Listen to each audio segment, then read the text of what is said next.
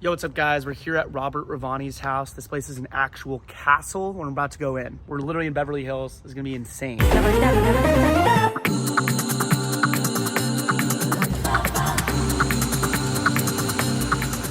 come on in, Castle Ravani. Castle Ravani. Oh. Whoa. So this room is probably the most thought out room. Has all little different, I don't know if you guys are fans of Game of Thrones, but this is the actual Game of Thrones map. Is this like...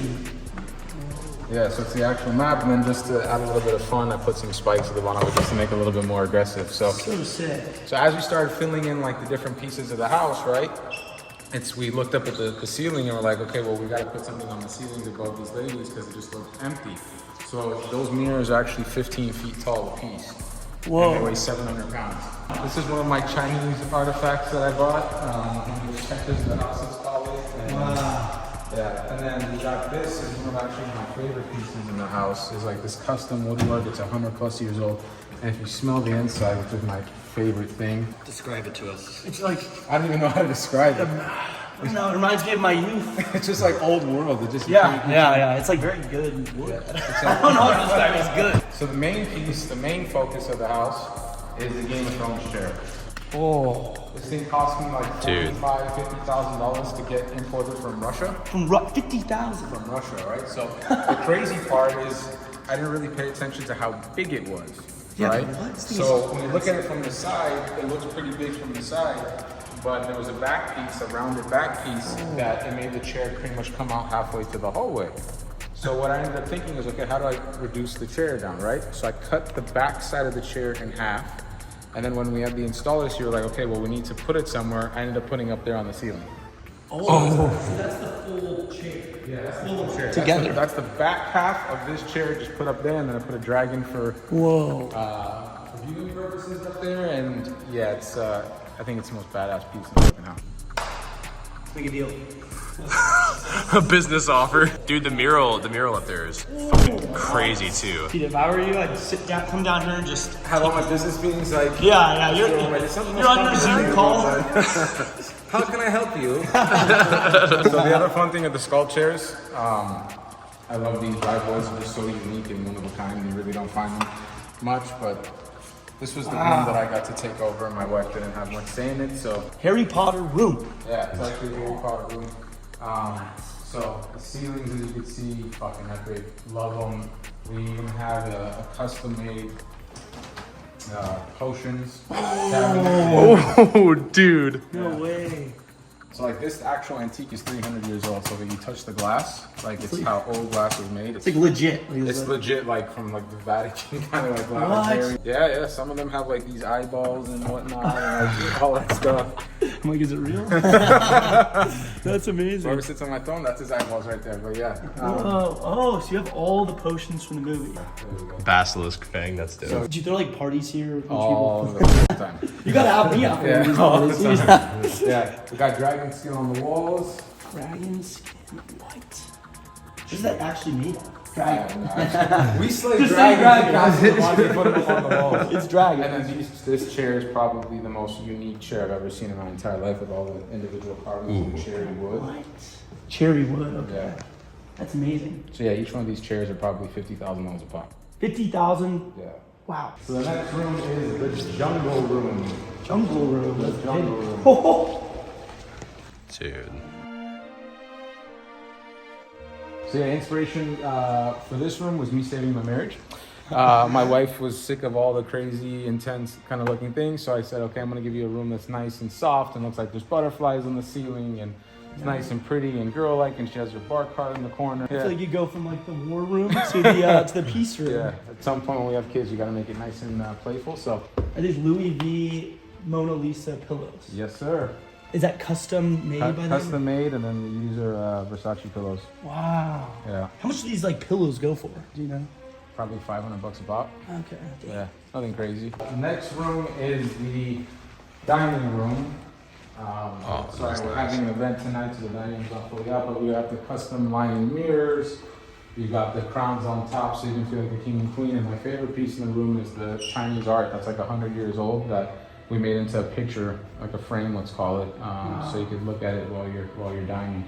That's amazing. Yeah, that artwork there is probably upwards of 50 grand. Yeah, that is Just in insane. panels. It's, Wow. That is really super. yeah, what was really unique that we're dying for is like, how do we time? Because in LA, it's all like the modern bullshit for furniture for the most part. Right. So I'm like, okay, I want something unique. So the chandeliers, we got like crown-inspired chandeliers, so you really feel like you're a king and a queen, or you're sitting at like a royal table. So you have the crowns while you're dining, and then these big-ass chairs. They're not really practical, but they're nice to look at. It looks sick. They're Like when sweet, you want to yeah. move, it's like, I'm gonna dine, excuse me. Yeah. And then you got the lions on the face, on the fronts of them. So, Oh, wow. the carving's sick. Why are you obsessed with lions? Obsessed with lions because my company is actually Black Lion Investment Group. Oh. It was originally gonna be Black Sheep Investment Group. No, I'm just kidding. I was like, that's not as cool. So it's we were like, well, if I'm gonna be different, if I'm gonna be out there, I want my favorite animal's a lion, and we want to be the guy that takes down the sheep. Let's call it. So Black Lion Investment Group came from there. More savage. More savage, right? More badass. Yeah. This is the kitchen. I only eat and then I leave. I'm not allowed in here for my wife's rules.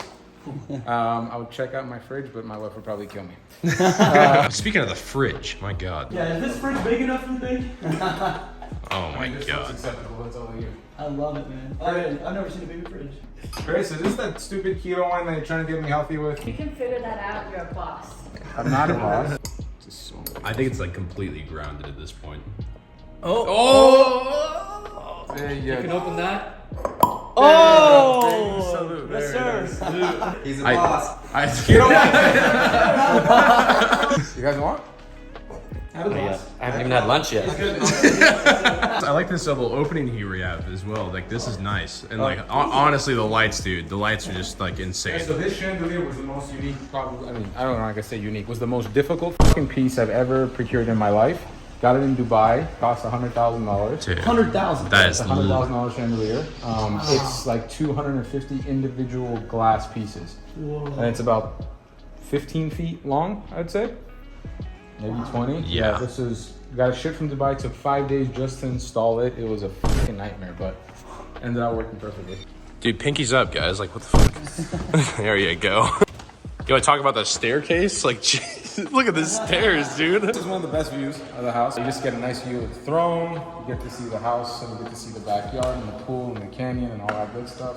So this is something that's pretty cool in the house. It's a full banked steel vault doors. Oh. So like you can see the hinges off the side that if someone ever tries to break in or get an AK and try to go through, that shit ain't happening. This is my master bedroom. Wow. So the master bedroom is about 2,000 square feet, give or take, which is pretty normal for a master bedroom. No, I'm just kidding. It's big.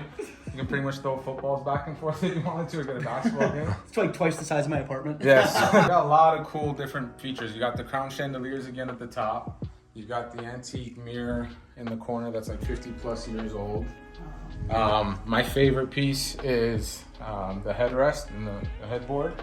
It's a vintage antique from Austria. It's a couple hundred years old. It's probably worth upwards of 100 grand now. And it's like, you see all the individual carvings. It was in a castle, from what I was told, which is really cool, and had all these individual carvings and whatnot from the Gothic era. And then we just try to supplement as much furniture around it to match. The draperies were a fucking fortune, but these are one of my favorite things in the house. The last thing I'll show you guys in this room is the custom-made fireplace with the dragon and the crown. So dragon's my second favorite animal, and this thing is just fucking badass. Wow. And of course, you got the lion. We use it from time to time, and it usually never gets cold enough for it to come on, but we use it from time to time.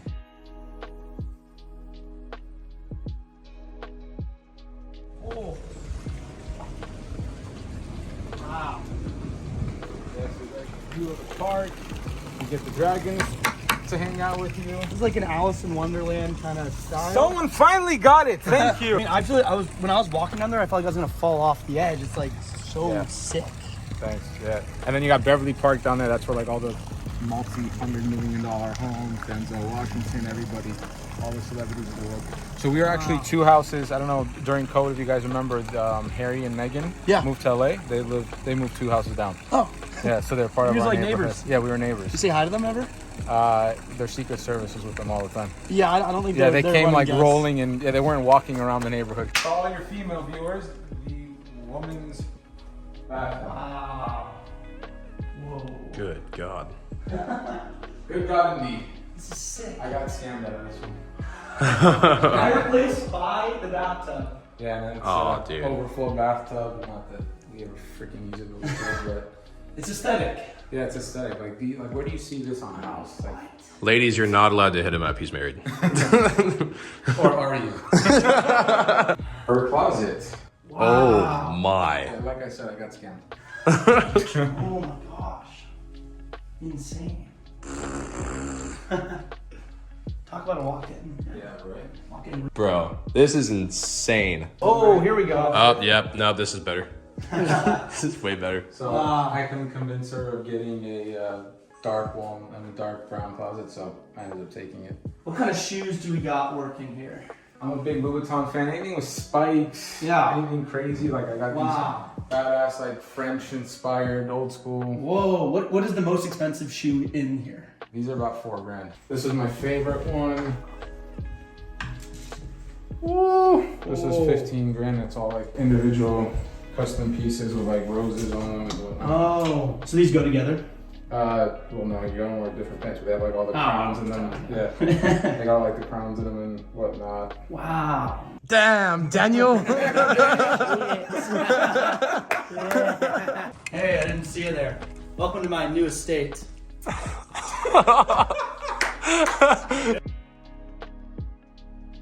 To have a little bit more of a Fantasyland kind of environment, my wife and I got pretty shit-faced during COVID. We were bored and walking through like the Venetian shops in Vegas, and we saw these big ass, I don't even know what to call them, honestly. I call them Achilles, and they're, gods of war and whatnot.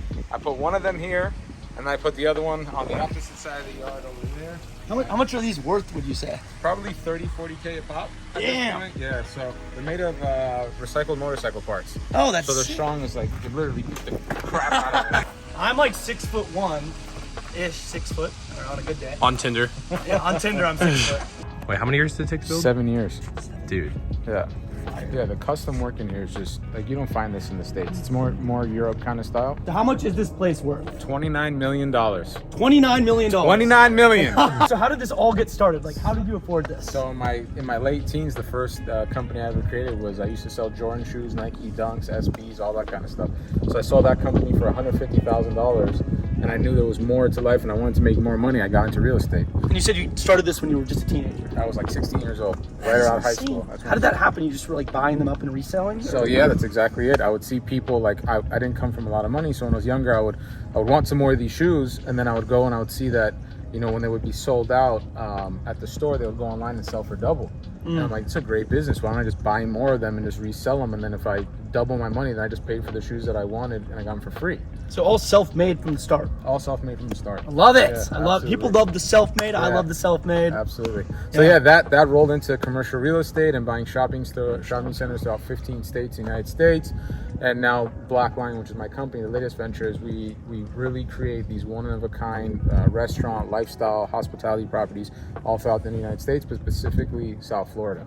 So we're bringing like Delilah, I don't know if Oh, they're in yeah. LA, they're coming to Miami. We brought them out to Miami. So, I love Miami. yeah, I love Miami's just the fucking best. it. Yacht. If you're on a yacht, there's no If better you're on time. a yacht and you can take it up to a restaurant and party and drink and have a good time, it's and no state income tax. Yes, yes. That's always good. Yes, Yeah. exactly. That's what Texas too. I'm like, yeah. Do you have any advice for people that are looking to get into real estate, or like just general Yeah, principles? of course. My first advice would be is before you get into any business, whether it's Bitcoin, real estate, shoe game, whatever it is, just learn as much as you can about it so you don't step into mistakes. So just because you see everybody else is doing and it's all hyped and excited, you may not know what they know and you may make a mistake that may cost you money. So learn as much as you can before you jump into any new business. There's a lot of misinformation with like real estate and investing right now. Yeah, It's like 100%. like a boom, and I agree completely. Yeah, because everyone's like, oh, crypto, it's so Yeah. easy. They just put $1,000 into Shiba Inu Into or some other shitcoin, thing, yeah. and shitcoin, and then they go bankrupt. I'm like, So, well, yeah, why don't me? get me started on the shit coins. I'm guilty of Shiba. Dude. I'm sorry. I'm guilty, bro. You got me. I'm a You safe fucking got me. investor, like more safe, I guess. I'm not investing in shit coins, but I don't know. People make money. People do make. Some people make crazy money. Yeah, But some look, the people crazy don't. part is you Yeah. see on social media the 1% that are making money, right? You're Yeah. not seeing the 99% of the other people that are losing their fucking ass. It's the people that rent the Lambos and stuff, and then they're so much posting stuff on it. social media today that people pretend they have something and in reality they don't.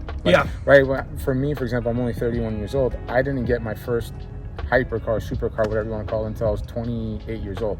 Even though I was a multi-millionaire at that point, I thought, hey, save every penny you can, reinvest it, keep making money, because all that superficial shit will come. Once you got the money, you can buy all that stuff hand over fist. The most important thing for me was just getting the house. I wanted the house. This was my dream house.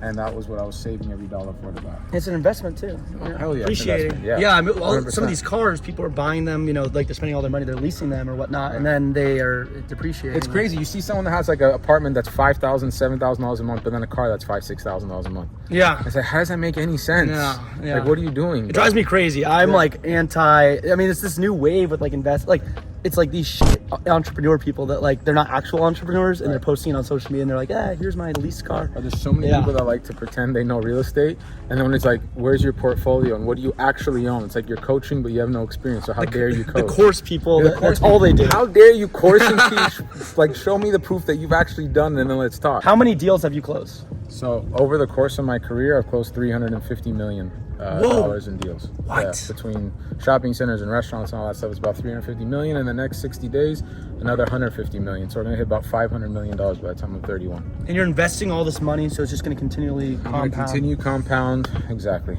You're never too young. That's the thing. You're never a lot of people, like, I would remember when I would go to like boardroom meetings or like meetings with like these big brokers in their 40s and 50s. I'm like, oh, I'm just a little kid, right? But that's you have a step ahead by starting so young than versus getting it in your 30s or 40s, because you don't have all those external factors. Like, I don't have kids yet. I see all my friends that have kids and like, oh, I have to take care of my kids. I have to go to this part. You're a dog when you're younger, Yeah, you're a dog. When you're younger, you're fucking hungry, right? Yeah. You always want to attack. You always want to make money. That's your only focus. At least for me, it was like, party, have fun, make money, enjoy my fucking life, and that was my life. Look, if you're gonna work your fucking ass off and make that money and just put it in a bank and not enjoy it, what the fuck's the point? I appreciate it, man. Appreciate it. Thanks for coming out. Thank you. Great success. King of the castle.